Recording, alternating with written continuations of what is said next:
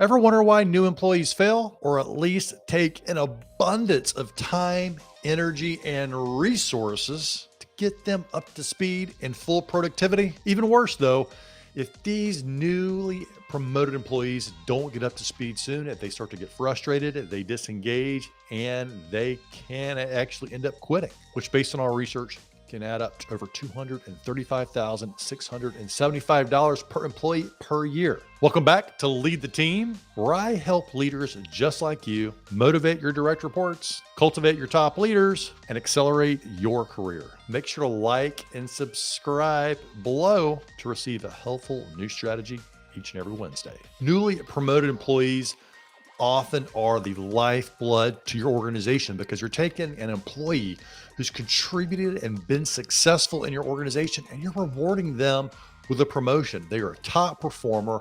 You've probably invested a lot of dollars in them in the past, and you're hoping that they're going to be able to sprinkle this positivity, this momentum, this energy, this ability to deliver on key deadlines to other members of the organization. Yet they fail time and time again.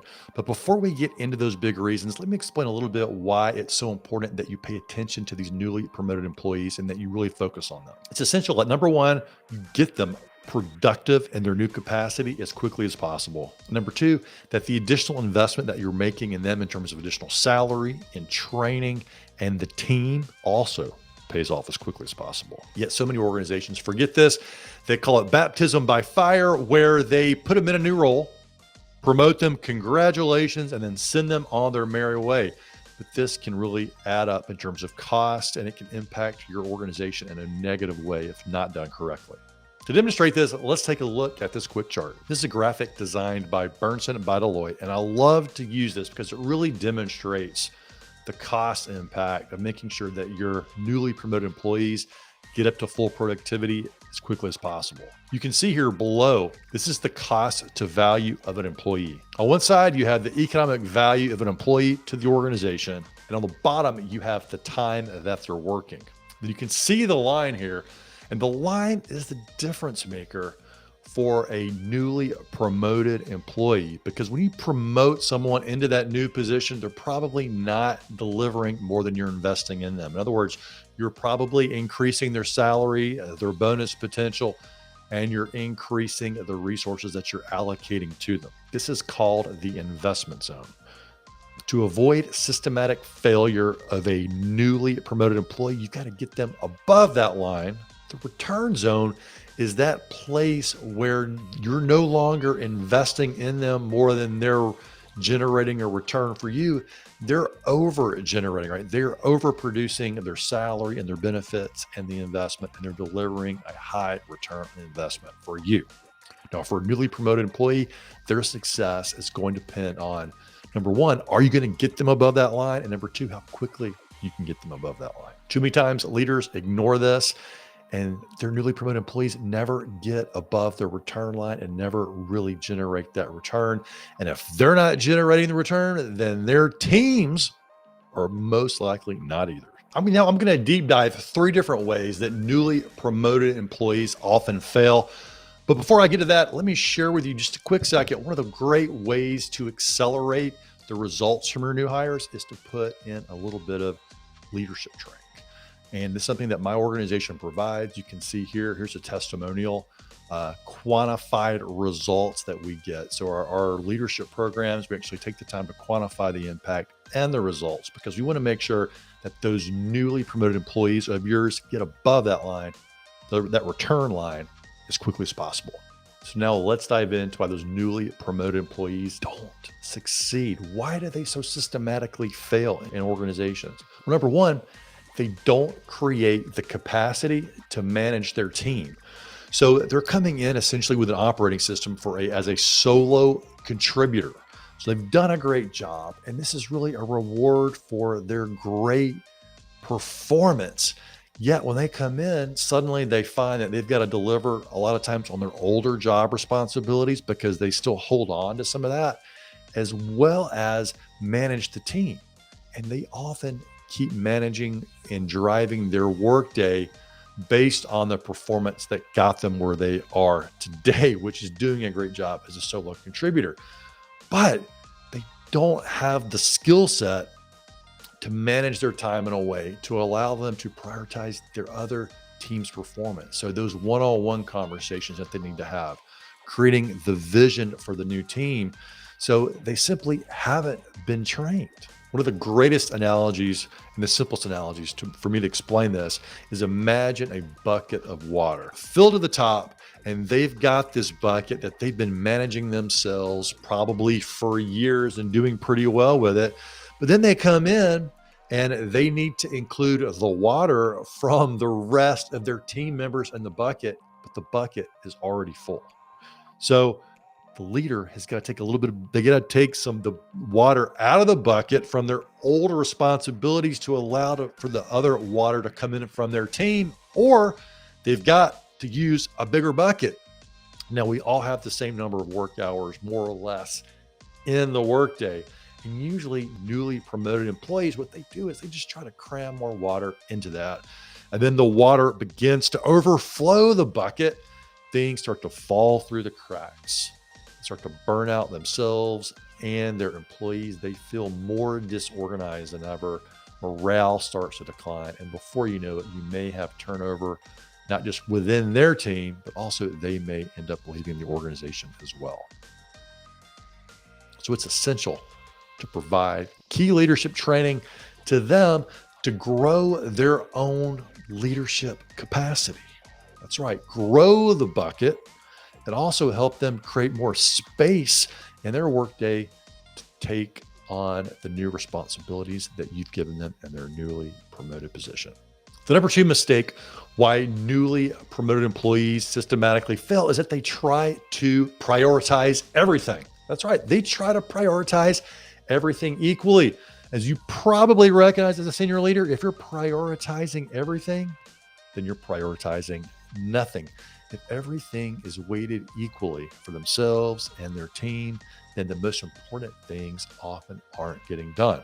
So the key element here is to really help them begin to understand the priorities of the broader organization and the teams that they're serving, so they can better prioritize for themselves and their team.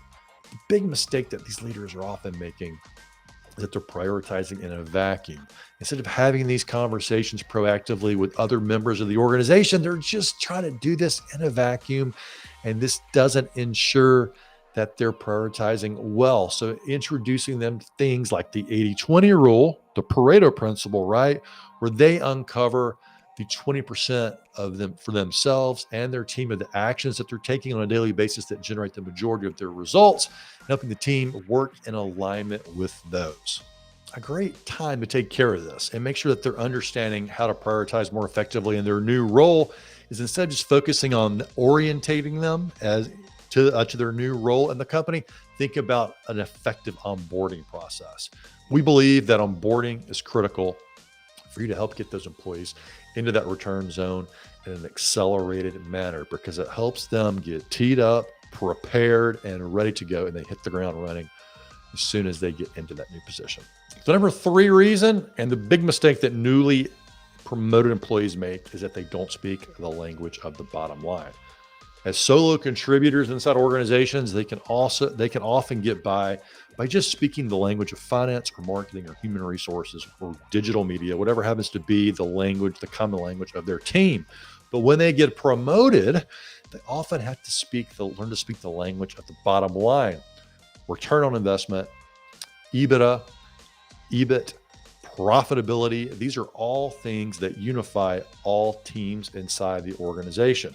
And so I can tell you so many stories of when a newly hired employee strolls into that big cross-functional meeting and they just start talking about the problems and challenges from their own perspective and not the bottom line of the company. And so making sure that these newly hired employees have this language and that they're equipped with this and they understand how their team impacts the bottom line. So when they are in these broader meetings where the real big strategic moments of the organization, where the big strategic decisions are decided, they are prepared to contribute immediately.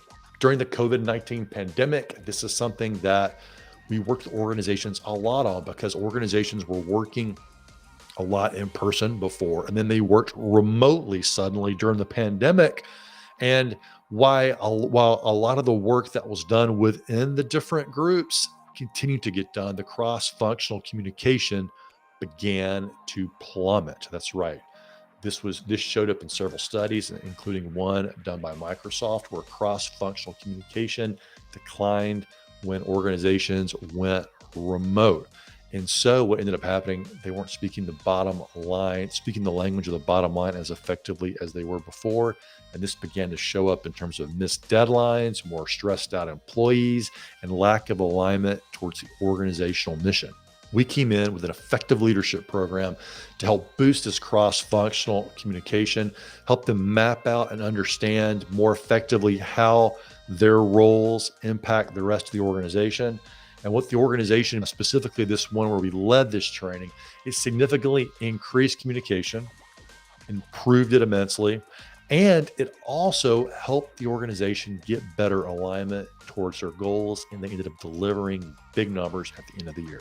One of the best ways to positively affect your newly promoted employees is to simply put them through a leadership program, an effective leadership program to help them work on their prioritization, to create more capacity in their workday, to manage their team, as well as take care of their other responsibilities, also to prioritize in a way that helps them get their most important task done, and then also to increase their cross-functional communication so they're speaking the language of the bottom line. If you don't address this in a training, then you're stuck trying to roll this out as a leader through your one-on-one meetings, and you probably don't have enough time to do this. Sure, you could probably do this training for your team on your own if you only had the time. The good news is our programs are rolled out quickly and effectively. Now, if you're not sure where to start next, what you can do is simply schedule a quick meeting with me, and I will give you a tailored training program format. So you don't have to start from square one. Even if you don't use us to actually roll out the training, it can help you develop that training curriculum to effectively engage your newly promoted employees and accelerate their success into the return zone for your team and your organization. You can schedule that quick time with me just by clicking on the link below this video. I look forward to discussing it with you.